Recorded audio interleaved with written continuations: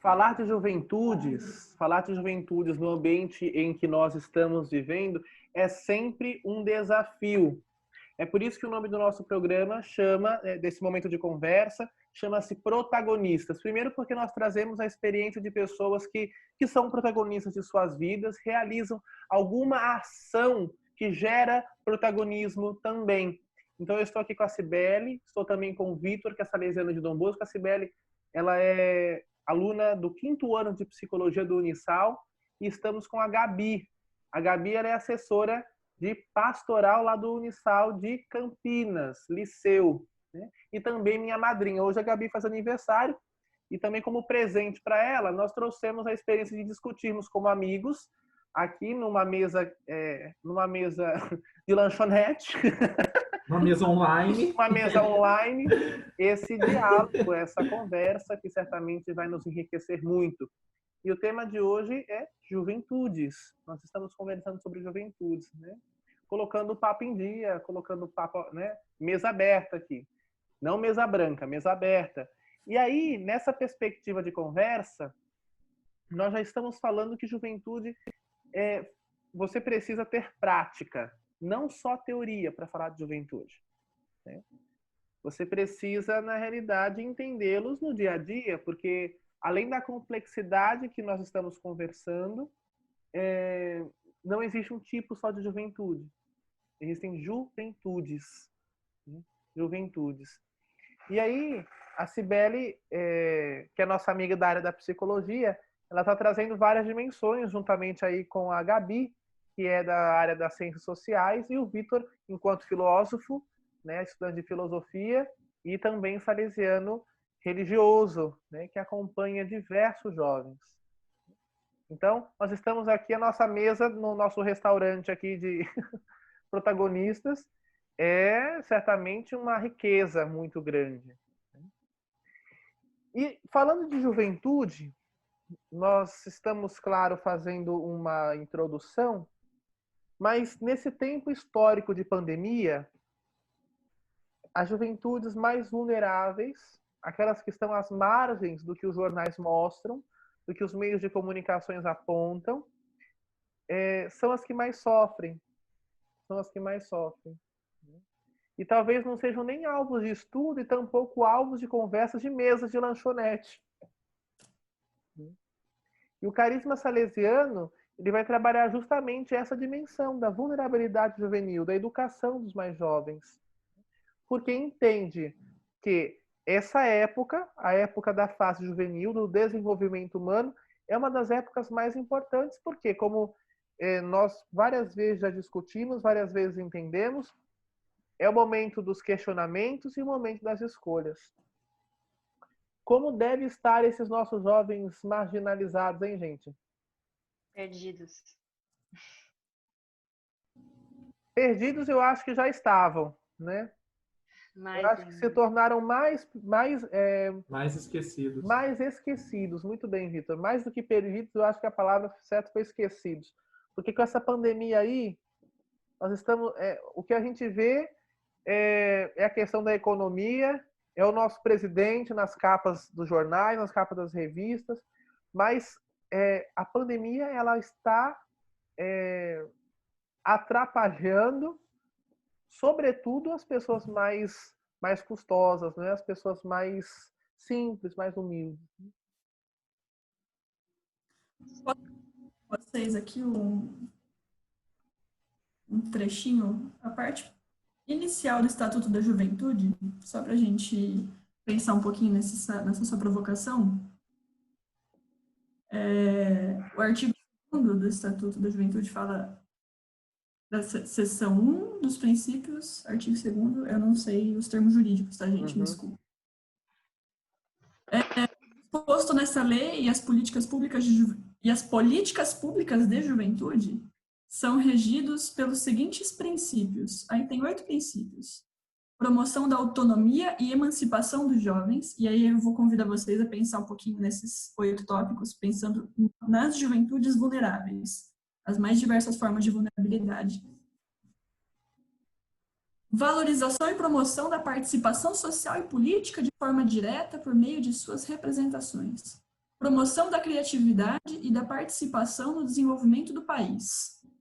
Reconhecimento do jovem como um sujeito de direitos universais, geracionais e singulares. Promoção do bem-estar, da experimentação e do desenvolvimento integral do jovem. Respeito à identidade e à diversidade individual e coletiva da juventude. Promoção da vida segura, da cultura da paz, da solidariedade e da não discriminação. E, por último, a valorização do diálogo e convívio do jovem com as demais gerações. Esses são os princípios das políticas públicas de juventudes. Está no Estatuto da Juventude. Se formos comparar com a realidade a qual nós tocamos, é uma situação de se preocupar muito, né? Muito, muito, muito, né? A partir dos contextos nos quais nós estamos inseridos, os quais nós somos convidados a tocar, é preocupante, né? Penso que até a partir disso, mesmo que nós estejamos inseridos num contexto que a gente escuta muito sobre a cultura do descartável, isso não quer dizer que necessariamente nós devemos caminhar dessa forma, né? E olhar a juventude nessa situação. Penso que mais do que ver esse fator do esquecimento qual eles têm se envolvido, é também olhar o lado positivo que ainda existe pessoas como nós que nos preocupamos com isso, né? E que estamos em busca. Mas se torna muito difícil porque é um trabalho que precisa da participação de todos, né? Ainda está tudo bem dizer que não é responsabilidade somente de um, né? Não é responsabilidade somente da família, como às vezes a gente denomina, mas é responsabilidade da sociedade, é responsabilidade da família. E se tem essa participação de todos, realmente a gente consegue dar esses princípios, né? Consegue disponibilizar. Mas é algo que hoje que a gente tem percebido, né? A partir dessa experiência do que nós atendemos e até mesmo os meninos que se encontram em cumprimento de medidas, você percebe isso, que eles não têm isso, né? Até agora, como o Ronald disse, como eles devem estar hoje, né? Se pra gente que estamos amparados das nossas casas, das nossas famílias, já tem sido uma realidade difícil desse contexto de distanciamento. Imagina para eles que é uma perspectiva que não acaba não tendo perspectiva, né? Você sabe, Vitor, que sabe sim que você é religioso, né? A CNBB, a Conferência Nacional dos Bispos do Brasil, em resposta à pandemia, ela realiza a ação emergencial É Tempo de Cuidar, né? Então, aqui em Lorena mesmo, nós estamos realizando várias ações sociais, né? Depois, no final, vou pedir para o Vitor falar um pouquinho sobre isso. E eu tenho tido a alegria de visitar diversas famílias, né? Em áreas carentes aqui da cidade. Digo alegria porque, como religioso, a minha consagração toca essa realidade de precisar necessariamente estar com o povo, né? E triste ao mesmo tempo, porque me deparo com situações de miséria mesmo, deploráveis, né? Mas o que me chama a atenção é que nas periferias em que eu estou visitando, tá todo mundo na rua. As crianças estão brincando na rua. As crianças jogam bola na rua e tomam sorvete. Os mais velhos, os adultos ou os idosos estão sentados na calçada conversando, rindo, partilhando a vida e a vida que segue, né? Talvez não porque eles tenham a perspectiva de que é uma gripezinha, porque eles sabem que não é uma gripezinha, mas é porque eles não têm. Eu vejo assim, eles são tão marginalizados e esquecidos que para eles a perspectiva é de que nem a doença vai lembrar deles, sabe?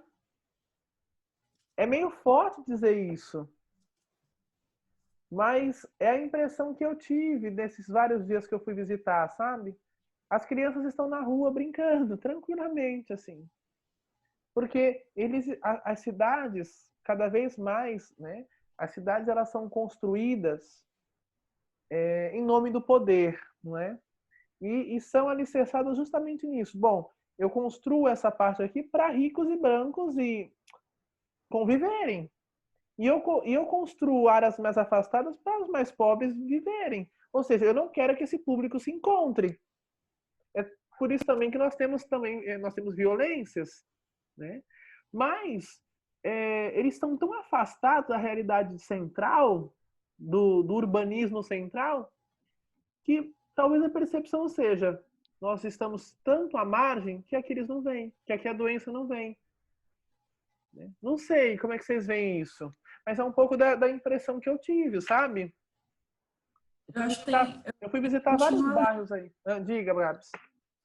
eu acho que tem um pontinho além no sentido, isso que você falou, e mais um pontinho, provavelmente tem muitos outros, mas também da questão da perspectiva. Eu acho que nem é tanto, pode ser também, mas não só, não vai chegar aqui, até o vírus vai esquecer da gente, né? A gente já é tão esquecido e marginalizado que a gente não está no centro nem da pandemia. Uhum. Mas eu acho que também é perspectiva. Mas isso daí é achismo, tá? Totalmente. E eu vou explicar o porquê desse achismo, é de uma experiência pessoal. Quando eu era educadora social lá na obra, um educando, ele tinha 13 anos, estava totalmente envolvido, mergulhado no tráfico. E eu fui conversar com ele, eu conheci um pouco a história da família dele, a gente estava batendo papo. E falei, ô fulano, não, vamos repensar, vamos ver suas possibilidades. Ele estava fazendo teste para jogar bola no clube aqui da cidade e estava super empolgado com isso. Então, não que o futebol sozinho fosse salvar, mas foi o que eu achei mais próximo dele, né? Uhum. Então, para mim, eu nunca mais na minha vida vou esquecer dessa frase e o tom da voz dele falando isso. A conversa estava gostosa, estava bem, ele virou para mim e falou: "Ih, dona, eu vou morrer cedo mesmo?" E aí ele continuou falando que ele, um fim de semana na biqueira, ganhava mais que eu o mês inteiro ali. E então eu penso também um pouco na perspectiva. Esse dona, eu vou morrer cedo mesmo, mexe comigo até hoje. É uma acomodação, né, Gabs? Eu já aceitei essa minha realidade. Esse é o meu horizonte de vida, né? Foi imposto. E eu não penso nem só nele. Eu penso no que esse pensamento significa para ele. Ele não vive sozinho. E é que só ele tem esse pensamento, né? Ele não concebeu isso sozinho. Ele falou, acordou um belo dia e falou: a minha vida é assim, assim, assim. É uma cultura, ele elaborou cultura. de onde ele veio. Uhum. Então, essa ideia da perspectiva também. E, dona, eu vou morrer cedo mesmo? Tá bom, o vírus vai vir, eu vou deixar de fazer meu churrasco, eu vou morrer cedo mesmo. Eu já estou marginalizado, claro que não com essa expressão, mas...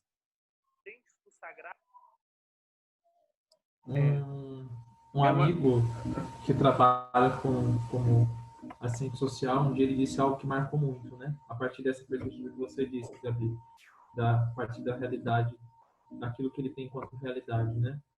E aí ele dizia assim: às vezes nós caímos no erro de dizer que um jovem nessa situação precisa de ressocialização.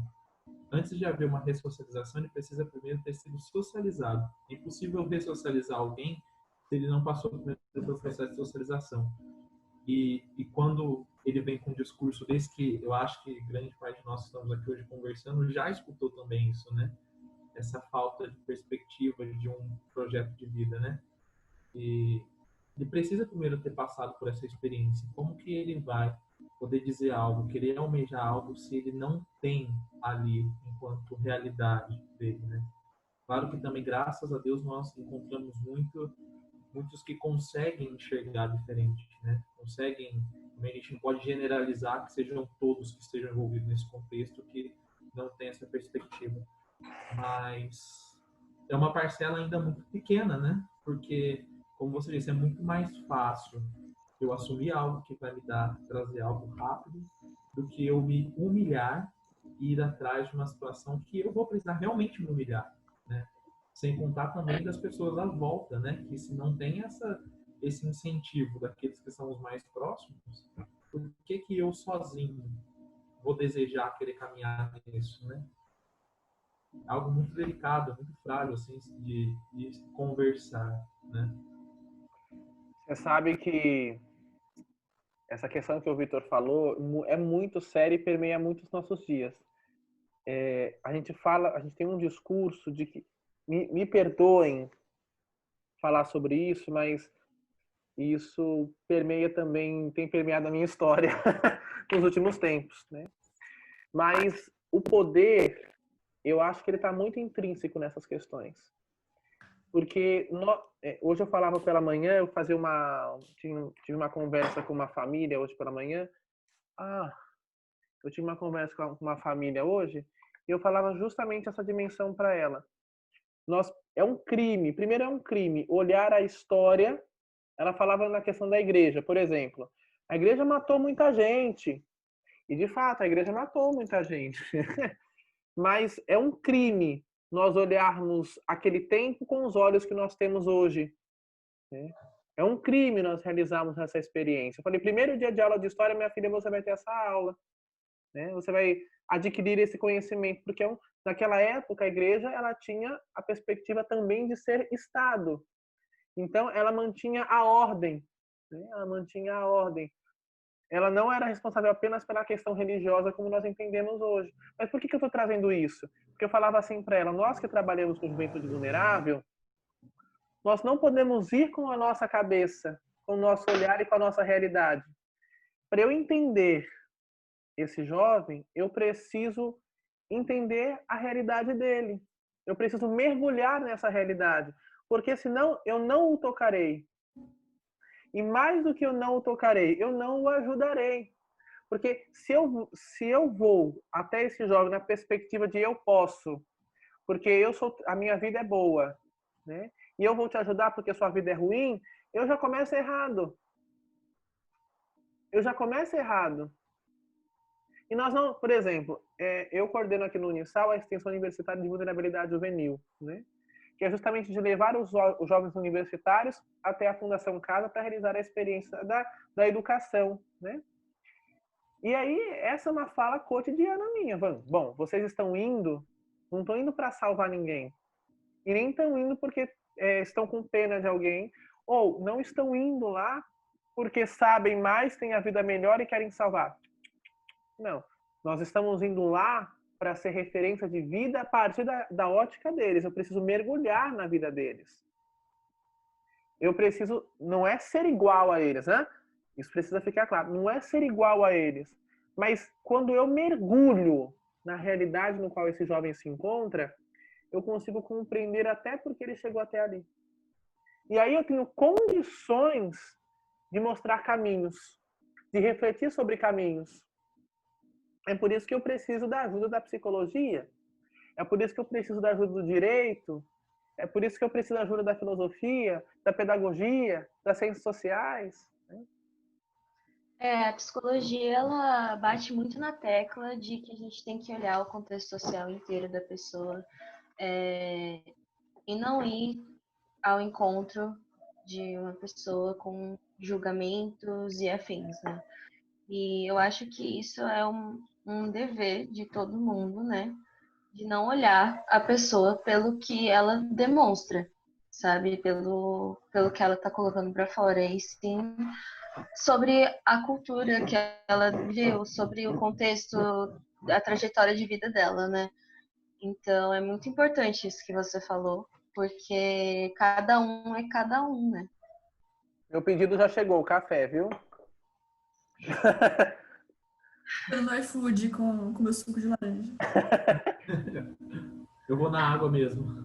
Muito bem. O importante é a conversa, onde é que vai nos levar, não é? Mas é interessante esses assuntos, porque às vezes a gente chega nas realidades juvenis sendo detentores do poder e do saber. E com as soluções que nós temos. Nós temos essa solução para a vida deles. E aí... E aí eu já pergunta, será que a sua solução é realmente a solução? A solução que ele precisa, a solução que ele quer, porque Exato. o nome da nossa conversa aqui chama protagonistas, né? Será que eu estou dando protagonismo para ele ou eu estou sequestrando a subjetividade dele? Não permitindo que ele seja? Como é que você vê isso, Gabi, Vitor, Sibeli? Pensando bastante na nossa experiência do Unisal, começou ano passado, de aplicar o projeto de vida das novas matérias curriculares. Isso acontece para todos os cursos de todas as unidades do Unisal, em todos os semestres, a partir do ano passado. Então, quem entrou ano passado esse ano já está nessa nova matriz, qualquer curso. O que significa isso? O que tem nessa matriz? É o projeto integrador e o projeto de vida. Eu vou resumir brevemente, porque isso vai precisar saber disso para entender o próximo passo. Vamos supor que a gente é da área do direito. Bom, aqui não é área de nenhum de nós aqui, então se a gente errar, a gente pode errar, né? Aqui na nossa área. O direito é uma ciência única, que didaticamente foi dividida em direito penal, direito civil, direito constitucional, trabalhista. E quando um aluno entra na faculdade de direito, ele vai para as matérias. Penal, trabalhista, tal. A ideia do projeto integrador é integrar todas essas áreas, voltando elas para a ideia de que pertence a uma ciência única.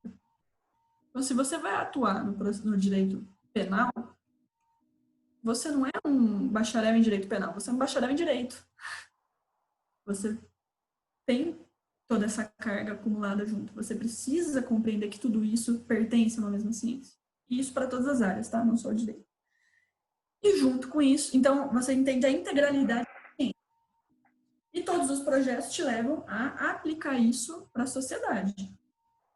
Você vai pegar seu diploma para guardar na gaveta para ganhar muito dinheiro ou para ser útil, para colocar isso a serviço. O Unisal quer alunos, né? Então o perfil do egresso do Unisal para cada curso é sempre que você volte isso para a comunidade. E se você vai pensar em integralidade da ciência e você vai colocar a ciência a serviço da sociedade, está faltando uma peça-chave aí nessa equação. Quem é o agente? Quem é a pessoa que está fazendo isso? Cadê você? Cadê o aluno nessa conta toda? Então, tem também um projeto de vida.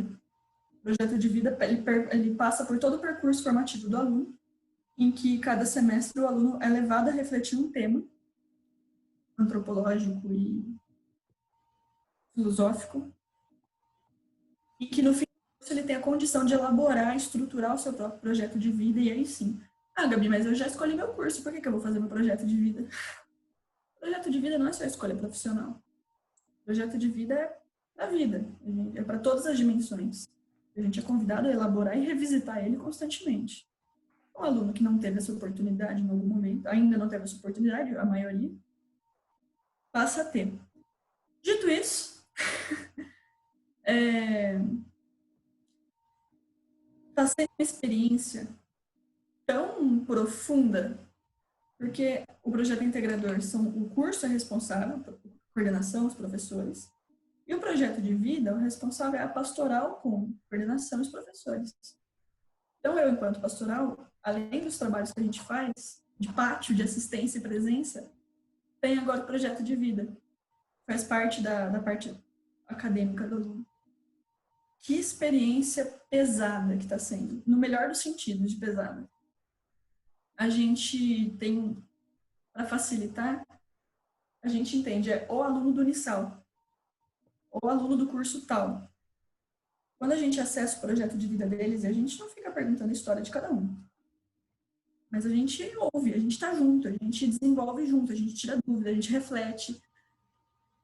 E você percebe que essa folha não está nada em branco.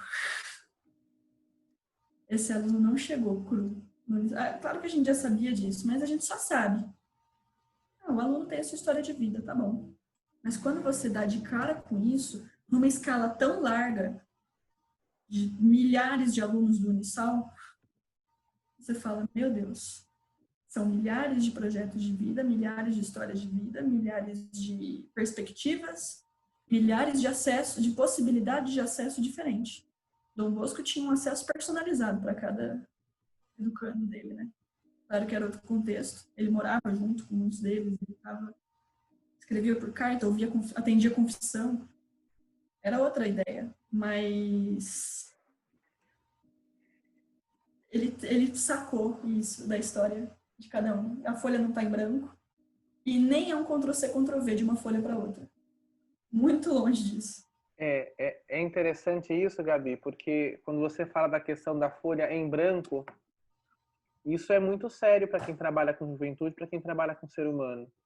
Porque às vezes cai em várias questões. Primeiro, da gente querer escrever por cima do que já está escrito, o que é um problema.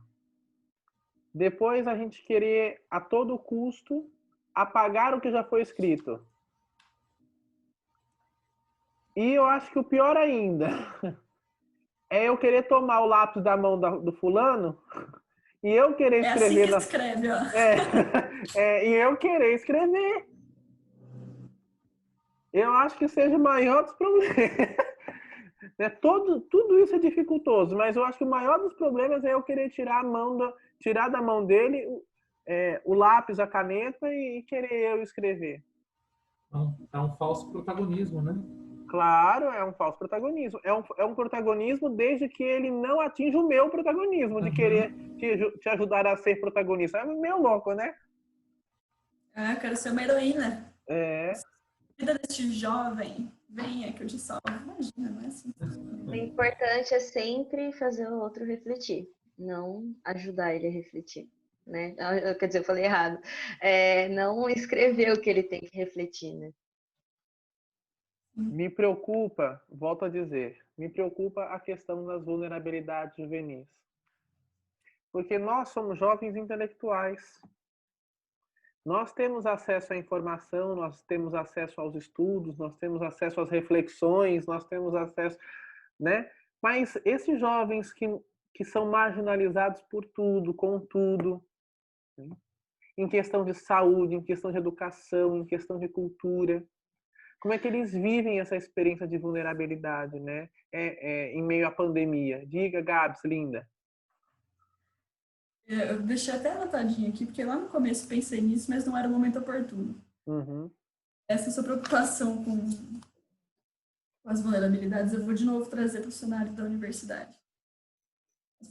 As vulnerabilidades são muitas. Vocês trabalham com os jovens em situação de liberdade assistida ou encarcerados. Uhum. É uma realidade diferente da que eu atuo hoje no Unisal, né? Pensando só. Uhum. Mas, ainda assim, um jovem universitário também tem as suas vulnerabilidades. E na Claro, universidade, são as vulnerabilidades existenciais, né, Gabs? sabe que não só. Essas são gritantes, né? Você der um pouquinho mais de atenção, você percebe. Mas vulnerabilidade social também. Na universidade pública, eu tenho um debate muito grande sobre permanência juvenil, porque cabe ao Estado garantir essa permanência. A moradia, a alimentação, a bolsa trabalho, várias bolsas possíveis, né? Mas quando a gente olha no contexto Unisal, porque eu não posso falar por outras, você olhar essa folha em branco também te leva ao perigo de achar que estão todos estáveis. Ah, é difícil pagar faculdade, você tem estágio, você tem bolsa, beleza. Para aí a discussão. Mas essa possibilidade do projeto de vida, a gente ouve as histórias dentro da pastoral, só que é um grupo muito pequeno. Quando você acessa o projeto de vida no âmbito institucional, você percebe a permanência vai muito além do que a gente imagina, do que a gente ouve, do que a gente bate papo entre a gente e sabe. É um aluno que... E aí a psicologia que vai ter que falar, eu não sei falar sobre isso. De novo, achismo enorme. Achismo enorme. Mas isso gera angústia, insegurança. Você é um aluno e a sua realidade, você poderia hoje estar encarcerado. Seria justificável pela sua trajetória você estar encarcerado, mas por alguns motivos você está na faculdade, mas a sua vulnerabilidade é a mesma daquele que hoje está encarcerado. A sua base, né, a sua história de vida vem de uma mesma raiz. E às vezes isso é negligenciado. Está me preocupando. Uma outra reflexão também que eu estava tendo, assim, sozinha enquanto vocês falavam, na escola em que eu apliquei as aulas, as oficinas, tinha uma grande quantidade de alunos que não praticamente tinham comidas em casa e eles iam para a escola justamente para comer ou então para simplesmente usar o banheiro. E quando eu entrei nessa realidade,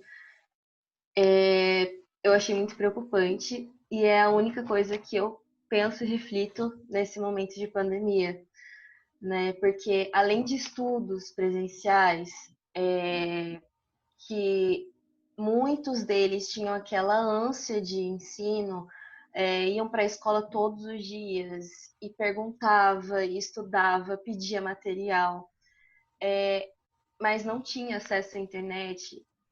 Isso me preocupa muito, muito, muito, porque se aquele aluno só estava indo para a escola para comer a refeição que a escola dava, imagina o que está acontecendo na casa deles. Então, assim, é uma questão muito preocupante e tem muitos... Nossa, meu irmão, ele tem 13 anos, né? Então, os amiguinhos dele me seguem no Instagram, enfim. E eu escuto muitos alunos, assim, da escola dele, do primeiro ano, segundo ano, falando a questão do Enem, que existe sim uma possibilidade de todo mundo estudar, sabe? E eu vejo que essas pessoas não encaram essa realidade, né? Então, porque eu imagino os meus alunos doidos, assim, desesperados, com aquela angústia, aquele olharzinho de olhar para mim e falar assim: ai, será que você pode falar sobre isso hoje? Ou então, sabe, aquela vontade de estudar, mas não ter acesso ao material. Então, assim, saber que essa realidade é muito presente no Brasil e que é a maior população que é assim, é muito preocupante, sabe? E as pessoas não têm, a maioria das pessoas assim que são privilegiadas não tem esse olhar, né, sensível de pensar nessas questões. E eu tenho certeza, porque eu tenho amigas professoras, né, que compartilham desse mesmo sentimento que eu, que falam das escolas daqui de São José dos Campos, né? Que é quase a mesma realidade, sabe? E isso me preocupa demais. E aí vem uma questão que eu reflito, assim, é que se você não faz parte, se você não vivencia, não finge que isso não exista, né? Você pode ser a solução também, né? Então, não sei, é uma reflexão que eu tô tendo na pandemia, principalmente porque eu penso muito nos meus alunos, né? Não sei como é que eles estão. Eu não tenho nem acesso para conversar com eles, né? Sei lá. Sabe que a angústia, ela é algo que pode permear a vida de qualquer pessoa. Ninguém tá livre da angústia. O religioso pode ter angústia. O empresário pode ter angústia. O assessor de pastoral pode ter angústia. O aluno de psicologia pode ter angústia. Mas penso que aquele que vende o almoço para comprar a janta, além da angústia interior, ele sofre da angústia exterior e social. Né? Sobretudo, inclusive, quando na sua família tem criança, né? O jovem que tem criança, que é pai, né? Imagina como é que fica o turbilhão de... Eu conheci uma família esses dias, uma moça de 25 anos, ou seja, tem a minha idade, eu tenho 25 anos. Né? E tem a filha, chama Helena, 2 meses, e 2 crianças, uma de 5, uma de 8. Né? O berço da Helena é uma bacia com sacola plástica e pano de prato, que para mim era pano de chão. As crianças dormindo no chão frio com toalha. E a moça, assim, com esses sintomas de angústia. Porque ela não sabia o que fazer e era o que ela tinha. E é uma pessoa, e assim, morando do lado da Dutra, da rodovia, da principal rodovia do Brasil, ou seja, na nossa cara, sabe? E como sociedade, como é que nós respondemos isso? Tanto de Como passa 100 jovem, por hora do lado dela. a 100 por hora do lado dela. Tanto de recurso que passa ali. Não chega. Exatamente. É questão de refletir. Eu falo, esses dias eu entrei na pedagogia, na aula de educação social, olha que coisa.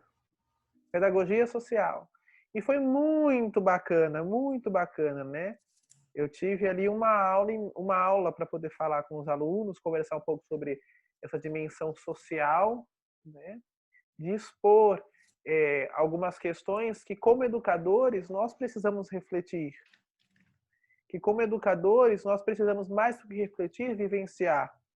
Eu falava enfaticamente para os alunos, que eram 25 alunos, 26 alunos, isso. Nós, pessoas que têm títulos, nós temos muitos. Louvável quem tem título, não é? Porque nos ajuda também a refletir e nós, claro, chegamos a várias realizações por meio dos estudos que essas pessoas nos possibilitam, né? O problema talvez seja quando nós só permanecemos nos estudos e nós não tocamos essas realidades. Me desculpem voltar nisso, mas a educação não está apenas nisso. Eu falava isso em relacionado à juventude lá no início e estou voltando aqui agora porque isso é muito sério. Se nós vamos em congressos, nós vamos em simpósios, nós vemos discursos muito bonitos e muito bem feitos, na ordem do discurso ali, muito bem preparados, na lógica, mas vazios em existência. Isso me preocupa, porque eu estou falando daquela família X, Y, Z, mas eu nunca fui visitar essa família. Eu não sei como eles vivem. Eu nunca perguntei para eles, isso é fruto de um estudo. Isso para mim é problemático, e nem um pouco educacional, nem um pouco educativo. Né? A Gabi pediu um tempinho para falar, foi isso? Ah, você tinha feito assim? Eu acho que era uma dose que você estava pedindo pro garçom, né? Oh, that's for me, por favor. Ela fez assim. Eu tinha feito assim. Então foi inconsciente, Gabi. Tá na seca, né? No nosso bar protagonistas aqui. Mas isso é prejudicial. Quando a nossa educação, quando o nosso ser educador não chega às realidades que precisam ser tocadas. Quando nós não queremos dar autonomia a quem deve receber essa autonomia, a quem deve ser lembrado que tem autonomia.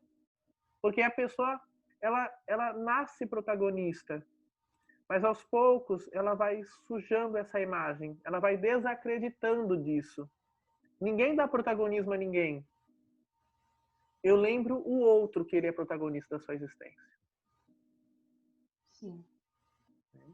É ilusão nós acharmos, olha, eu estou indo lá para dar protagonismo para o Vitor, para dar protagonismo para o Joãozinho que está na cadeia, eu estou indo lá na casa dele para dar autonomia a ele, para ele. Não, ele já tem.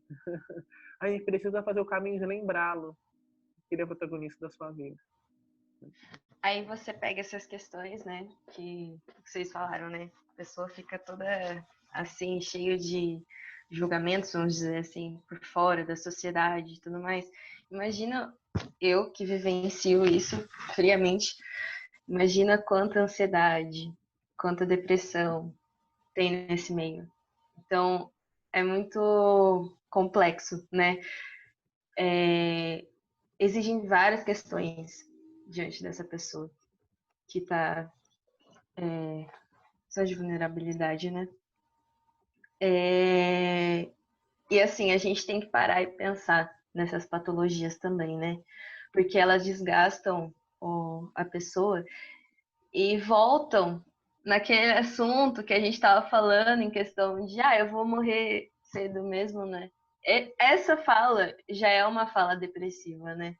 A questão da morte, né? A questão de eu não sou nada, eu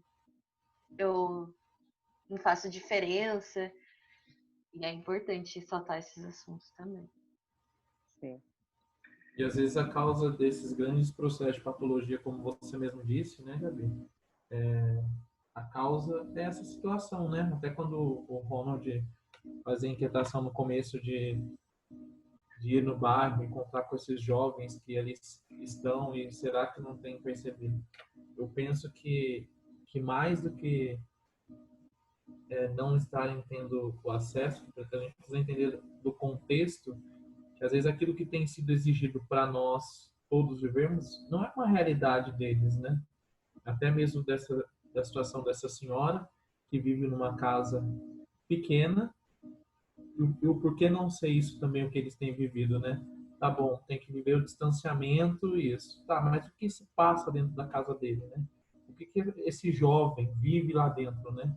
E aí a gente entende. Por isso que primeiro a gente precisa, mas às vezes é muito mais fácil nós assumirmos um papel de um julgamento social, que é o que a gente muito se depara, né? De assumir esse julgamento social, do que adentrarmos na realidade, né?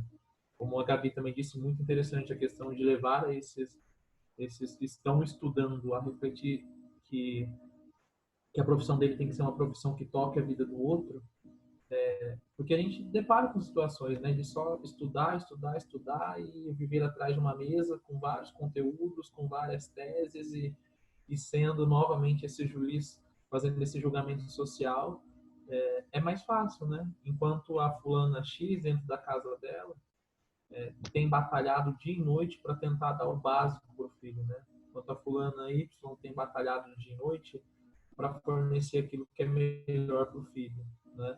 Mas é fácil a gente dizer que é ser vergonhice, que o jovem ou a família não tem buscado. É mais fácil do que eu sair do meu comodismo, da minha zona de conforto a qual eu vivo e ir até o encontro desses, né? Ir até o encontro não é chegar e dizer assim, e aí, vamos ter a vergonha na cara ou algo no sentido de julgar, né? Mas é ajudar a pessoa a enxergar a partir daquilo que ela tem enquanto realidade. Você tem isso, então vamos fazer com isso, com o que você tem, ser algo melhor, né? Se é essa a sua realidade que você tem hoje, vamos olhar de uma outra perspectiva, vamos dar passos a partir disso que você tem. E não viver o mundo encantado achando que vai, né, dar uma nova perspectiva e que de um dia para o outro vai haver a mudança. Não, porque é um processo, uma caminhada. O próprio Cristo vai nos lembrar, né, Vitor, que antes de nós falarmos das traves dos olhos dos outros, precisamos tirar da nossa. Sim. Né? Talvez a nossa conversa de hoje, né, eu acho que está quase na hora de pedir a conta, mas ela serviu, serve e continuará servindo para dizer que nós precisamos abrir os nossos olhos na casa desse povo que eu vou visitar, porque eu sempre metaforicamente vou conversando com eles, mas na hora eu sempre peço para fazer uma oração, né? E na oração com eles eu digo assim: nós estamos fazendo isso não porque nós somos ONG, mas nós estamos fazendo isso porque nós somos irmãos. Jesus nos ensinou a chamar Deus de Pai. Se Ele é nosso Pai, logo vocês são nossos irmãos. Isso significa que um irmão não pode dormir aconchegado nos seus cobertores sabendo que o outro está passando frio. Isso não é familiaridade. Então, se nós estamos aqui, é porque Deus é nosso Pai. E você é meu irmão e eu te amo por isso. E te quero bem. Se você não tem crença, você crê na vida, que você não permita que a sua vida mate outras vidas. Que a sua vida não permita que outras pessoas vivam. E isso é bem sério. Isso é bem sério. Seja uma coisa que a gente precise refletir. Mas só da gente entender, né, que discursos não valem a pena, né, apenas discursos não valem a pena, Me lembrou agora, para a gente finalizar, depois eu dou a palavra para cada um de vocês, mas Santa Teresa de Calcutá, claro que ela vai trazer isso para o âmbito religioso, mas nós podemos transpor isso, né?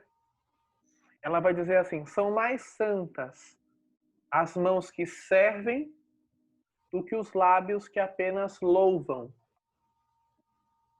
São mais santas as mãos que servem do que os lábios que apenas proferem teses de TCCs, mestrados, doutorados em congressos.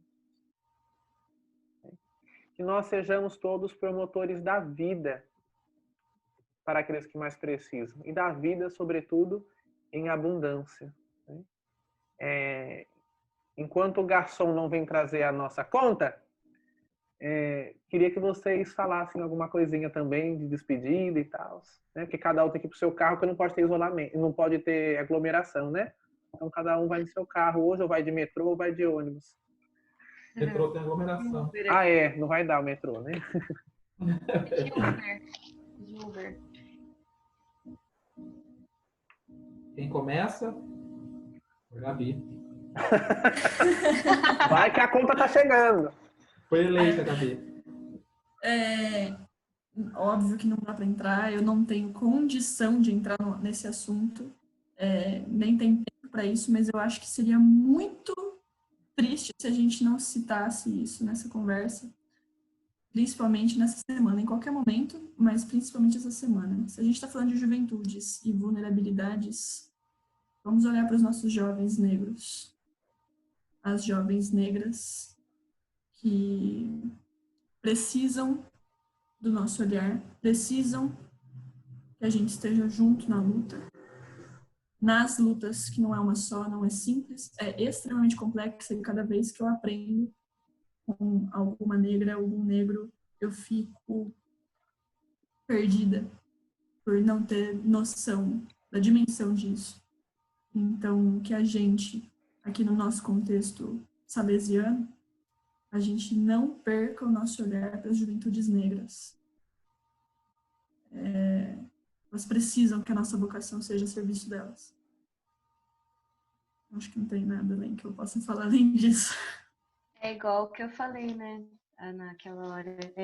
Se você nunca vivenciou isso, né, não finja que não exista, né? Você pode ter a solução também, ser a solução também. Eu nunca na vida vou saber o que é isso, mas eu não posso... Não pode largar a mão. Não dá para continuar fingindo que não existe, né? Uhum. E eu agradeço muito a vocês. Foi um presente muito gostoso. Eu deixo, enquanto isso, para mais do que para os nossos jovens, os quais nós temos a possibilidade de tocar a vida deles, mas enquanto nós também que trabalhamos com eles, é que estamos vivenciando uma situação muito delicada, né? O distanciamento é um tempo muito difícil, mas algo que vale a pena nós pensarmos, até quem assistir, depois que tudo isso acabar, quando a porta abrir, tivermos a possibilidade de voltar a viver na sociedade, que a gente não volte a sermos pessoas, quando eu falo a gente, em todas as pessoas mesquinhas que só sabem reclamar da vida, né? E dizendo que nós queremos a nossa vida de volta, porque talvez a vida que nós tínhamos antes, ela não valia tanto quanto a partir de agora ela está valendo, né?